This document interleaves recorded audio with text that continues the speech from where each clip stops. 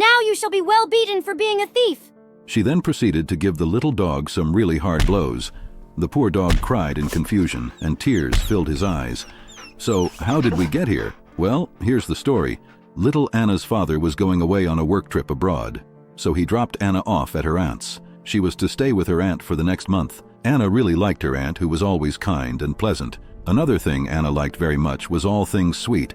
Her aunt knew that lots of sweet stuff was bad for kids, so she gave her such things very seldom and only a little at a time. But Anna was sometimes tempted, when she went into the store closet to fetch anything, to steal a piece of chocolate, or a biscuit, or a bit of cake. Now Anna knew that it was wrong to take anything which was not her own, and she knew that it was bad to be putting her hand slyly into boxes and jars to steal away little bits of sweet things from her aunt. And she did it very seldom, and whenever she did it, she was very careful to hide any evidence. Anna's aunt, however, was very attentive. She could tell from what Anna was up to just from her looks. Whenever Anna came back from the store closet with a cheerful face and looked up at her aunt, when she gave her the thing which she had been to fetch, her aunt knew that Anna had been good and had not touched anything. But when Anna was afraid to look in her aunt's face, or was in a hurry to go away, she always knew that Anna had been a naughty girl and had been stealing some sweets. Anna had a little dog that she loved dearly, and the little dog loved Anna also very much. One day Anna was sitting alone on a little stool, eating a chocolate cake, which her aunt had given her. Now, while Anna was eating her cake, her little dog was sitting by her and looking at her. She knew by his looks, and by his putting his paw up to her knee, that he wished to eat the cake with her. She gave him a little bit, and then said to him, "Now be quiet. I shall give you no more because cake is not good for dogs." Just at this moment, Anna heard the voice of a friend of hers, and she got up in a hurry and laid her cake down on the stool upon which she had been sitting, and then she went out to speak to her friend. When she had spoken to her little friend, she ran into the house again and looked for her cake, but it was gone. The little dog was licking his lips and looking very much pleased. Anna was sure that the dog had stolen her cake.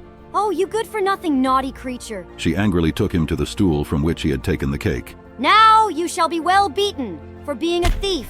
She then gave the poor dog some hard blows. The poor little dog started to cry, and tears filled his confused face. Anna's aunt had just happened to be passing by, and she heard the dog cry.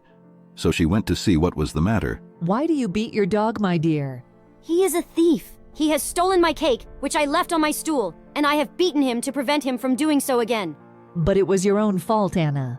You should have put your cake on a place where the dog could not have reached it. You know that if you leave anything in his way, he will always eat it. You were very cruel for beating him." "I didn't mean to be cruel, but I thought if I punished him, he would know why I did it, and that he would not take anything away again." "Anna, if you can teach your dog to be so honest, that will be a very good thing. And if beating be good for a dog who is a thief, perhaps you might think it would also be good for a little girl who steals biscuits, cookies, and sweets when she goes into her aunt's store closet." Anna blushed and looked on the ground. She was ashamed of what she had done, and sorry that she had given her good aunt reason to think ill of her. She took hold of her aunt's hand and said, "Auntie, will you beat me for what I did?"